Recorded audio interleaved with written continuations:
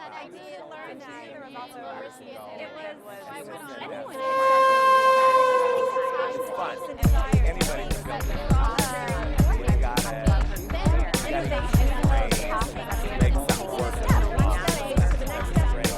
Figuring out that you're an entrepreneur, I think it's a lot like coming out of the closet. At one point I just gave up on trying to get a real normal job. I told my dad that I was just going to work for myself. He laughed at me. I had no idea who an entrepreneur was. All my life I thought I was a weirdo because I'd always get ideas about how to do business, or go with my mom into the store and I'd think, oh, you can do it like this and you can sell it like that. And I really don't know the entrepreneur. I keep asking the question, what's entrepreneur? What's entrepreneur? I define the word entrepreneur as somebody who has a lot of maxed out credit cards. A person who will do anything they can think of to keep from having to get a job. We're adventurers. Business people are adventurers. They're explorers. They're intrepids. What I think about when I lay in bed at night are business ideas. The best thing about being an entrepreneur is that I get to determine when I work, as long as it's 24 hours a day. See these gray hairs? My kids don't give me these. We all see opportunities all the time, every day. But we say, it would be nice if somebody would do that, or somebody would create that, or somebody would make that or market that. The entrepreneur does it.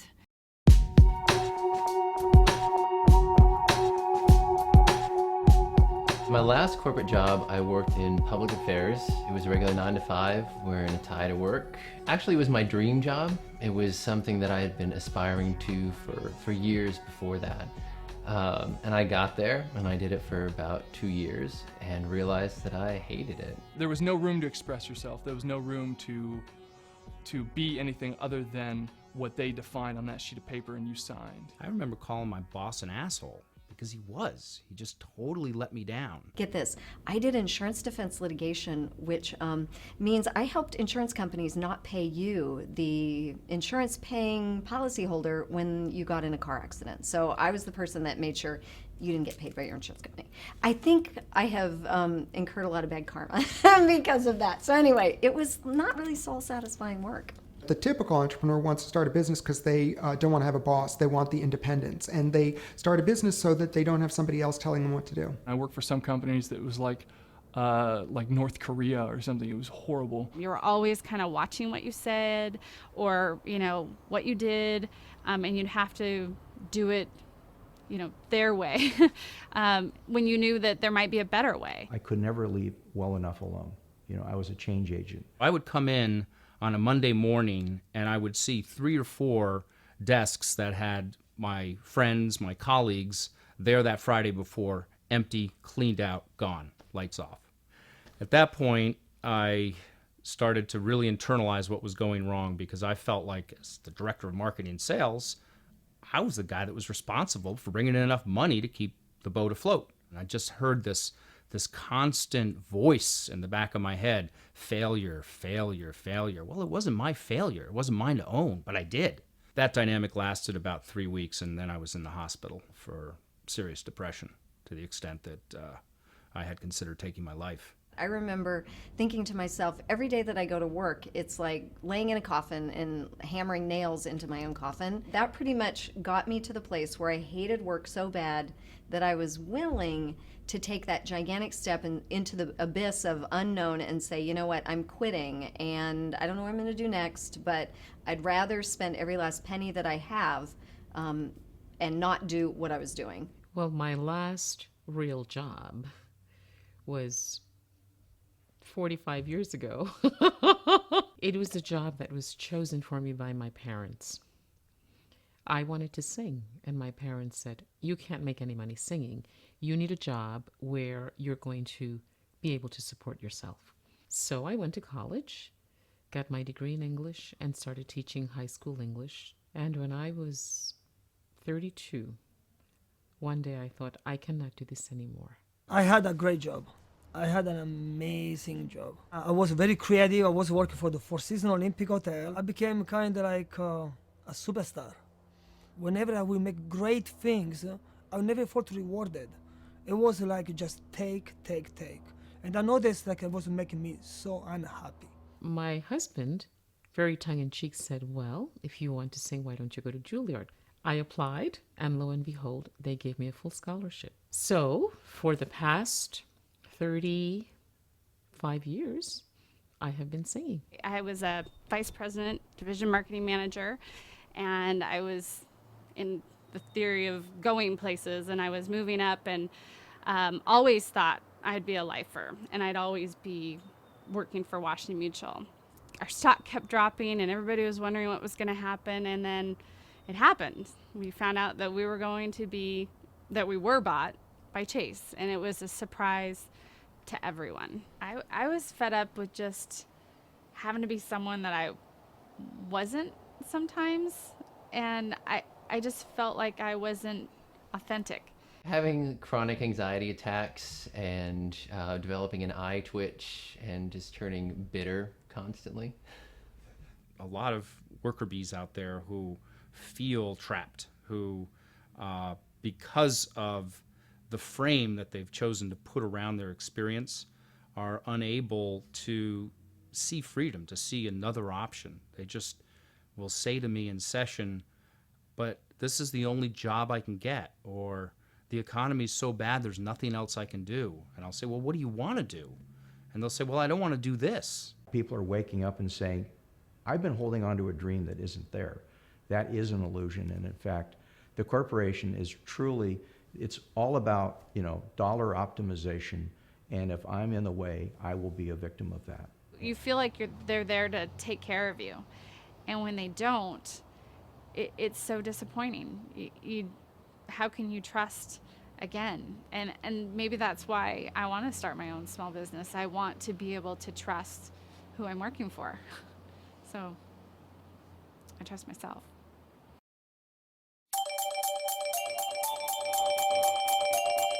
The spirit of entrepreneurialism is just a question of degree.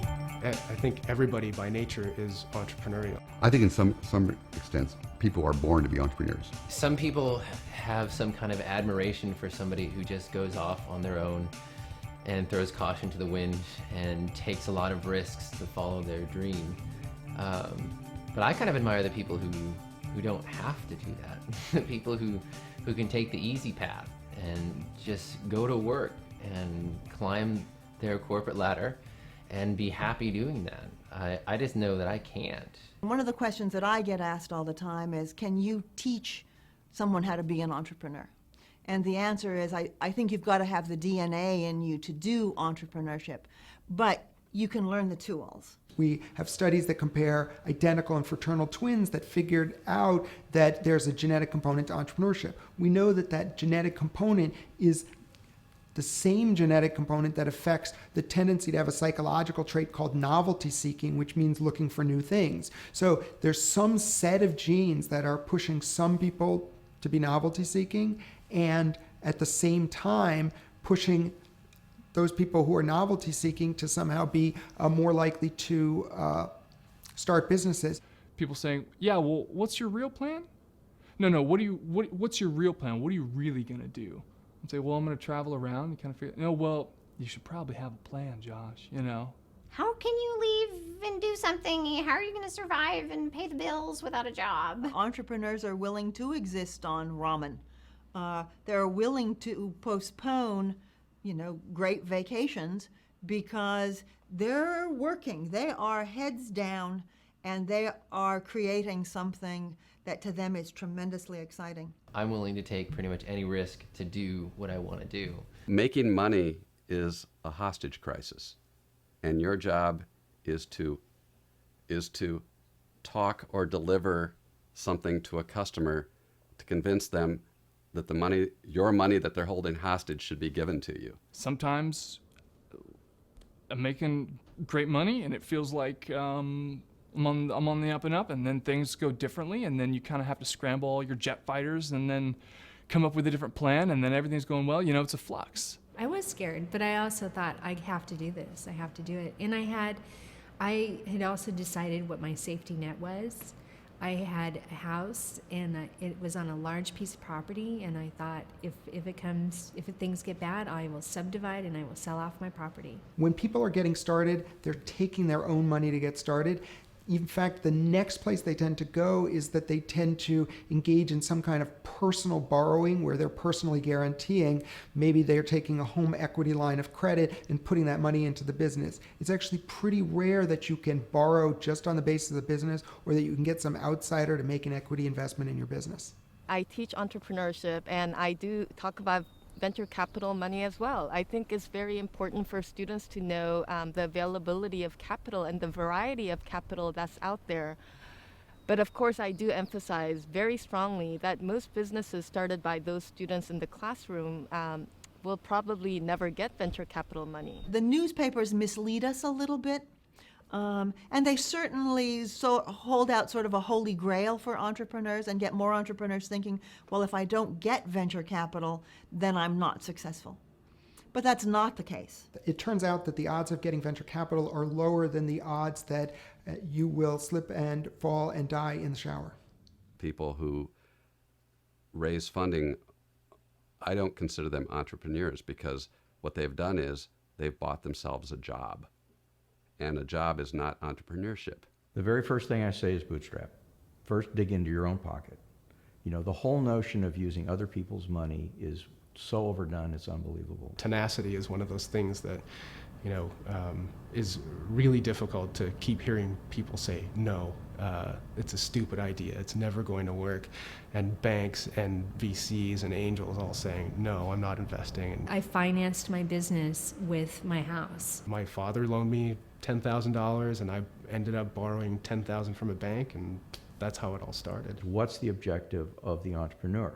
Is it a lifestyle business? Is their intent to scale? I mean, they may go in and have a wonderful lifestyle business, but their intent was always to scale, and so they're going to be frustrated beyond belief. And so I may go in and say, what's your problem? You know, you're generating a decent income. And the person may say, yeah, but I'm not on the front page of Time magazine. One of the most prevailing characteristics of entrepreneurs is that they are over-optimistic, that they assess their odds of success as higher than those of other people essentially starting the same business. So we all think we're going to do better than everybody else doing the same thing. Looking at just a very narrowly defined target communities throughout the country, we're looking at making around $50 million a year. That's a good thing in general for the whole economy, because if everybody's over-optimistic and everybody tries to do something, and we get a lot of the great successes out of the fact that everybody's trying to do this, then we benefit. But for an individual entrepreneur, it's not so good, because if you're over-optimistic, if you think you're going to be more successful than you actually are, so you take a second mortgage on your house, and then you aren't as successful as you hoped, you're going to lose the house. In the end, what happened was that I probably cared too much, and I burnt myself out trying to make this business go. And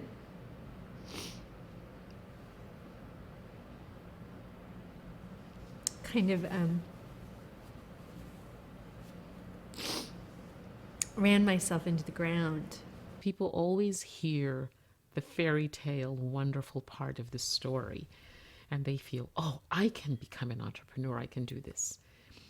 My decision to be who I am and to work with my voice cost me my marriage. I ran the world's largest online dating company with over 250 million people registered on it, and I'm single. And it's just a testament of, like, you got to be single focused. It's not glamorous. It's not, oh, everything happens and it's wonderful. Being your own boss is very, very hard. Prices have to be paid everywhere. We can't have a north without a south or an east without a west. The balance comes from the joys and the sorrows. And for me, every tear that I have shed has been worth what it has brought me. The price that I paid was high. I lost my two brothers and my father and my sister-in-law, and I had the opportunity to spend more time with them. I had the opportunity to possibly help one of my brothers out of taking his own life, and I missed that opportunity because I was too blinded by my own need to follow my dreams. Is it worth the price I paid? Some days it isn't. Some days for me now, where I am now, it really isn't. And then some days it really is. Sometimes you fall in love with your idea, you fall in love with the concept, you think, my God, the society needs this. And if society or people who are using your product say no, they don't need it, they don't need to pay enough money to support it, you have to listen to your consumers. 50% of companies fail within the first 5 years. That's just a fact of life for a small business, an entrepreneur, any company. Failures is just another way of getting education. In fact, I remember much more the things that I failed than the things that I was successful in. Oh, you only learn from the failures. The successes just make your head bigger. We should have a class within the entrepreneurship curriculum on how to fail, because chances are you're going to fail the first time. Never think of yourself as a failure. Think of the things that you might have not succeeded, and find ways to learn from that. You can ask people who have had a really successful startup the first time out of the gate, and you can say, what made you successful? And they will list some things, but the fact is, they don't know. They don't know which of those things was the one that caused the success. People who fail can say, well, I know exactly what happened there. It was this and this, which led to this, and then this. Good judgment comes from experience, and experience comes from bad judgment. And over the course of my business career, I've made no end to the amount of bad judgment. But I think that that's one of the valuable things that I bring to the table now, is that I have a lot of experience and good judgment, because I know all the things that you can do wrong because I've already done them a number of times.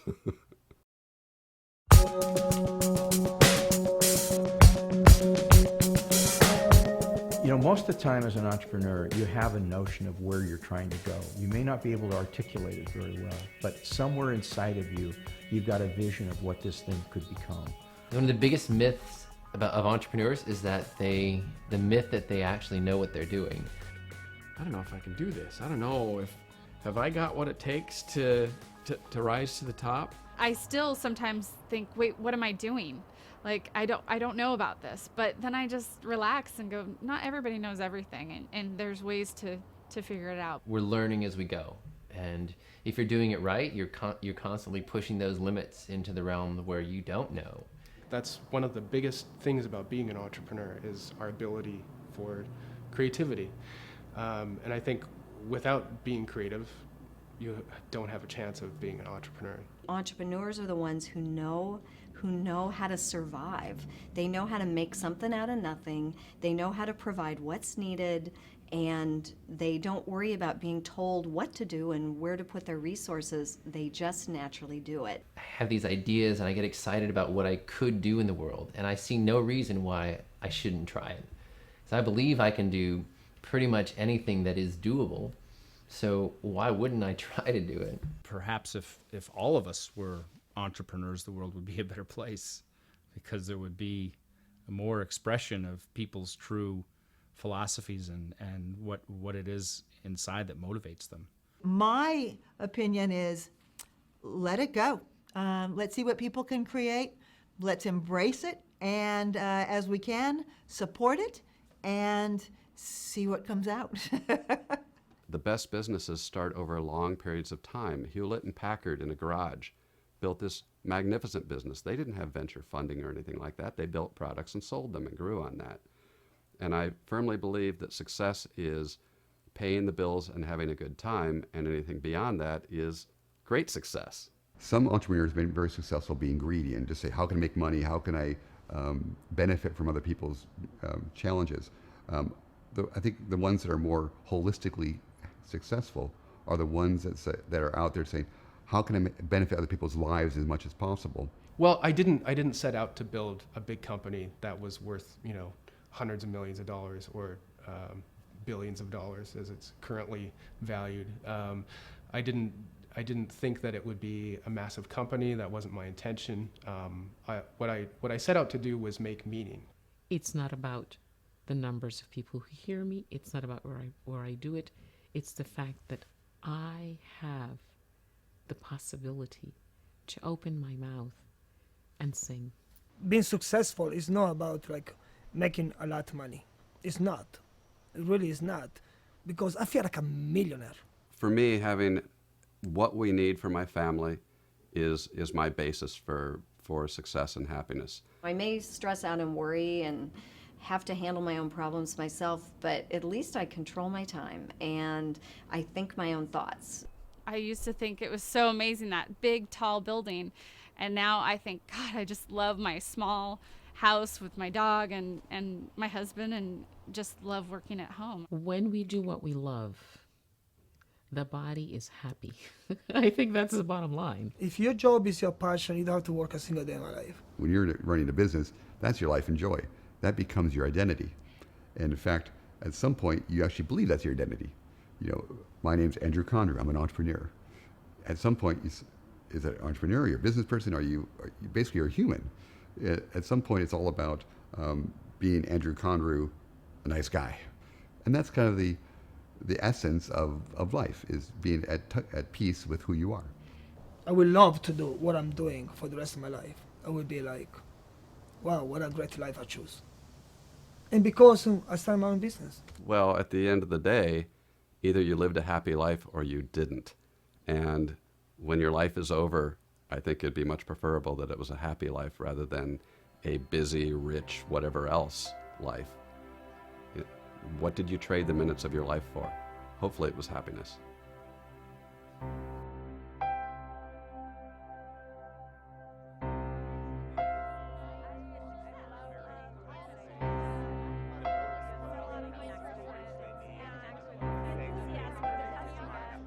If you guys are going to end up showing me in the movie, please do not start your business on credit cards. It bites you in the ass later.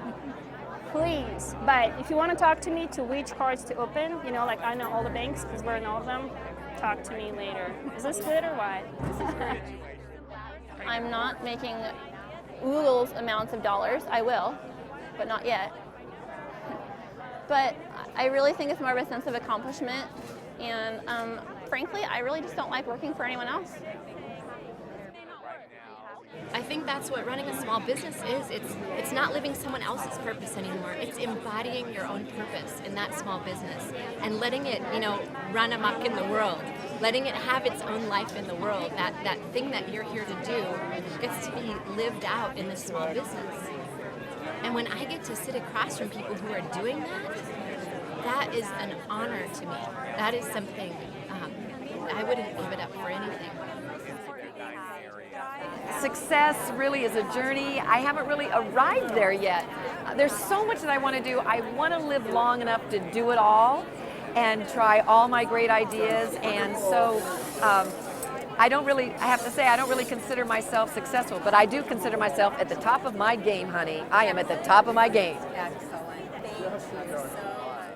The fact that there are work videos, the most satisfying thing, that people get a chance to watch the artists working, watch them in their creative process. It gives them a chance to meet the artist, plus the artist a chance to meet the customer, and to meet the person that they're able to, that wants their product, that is giving it as a gift to their fiance or to their first child, and it really brings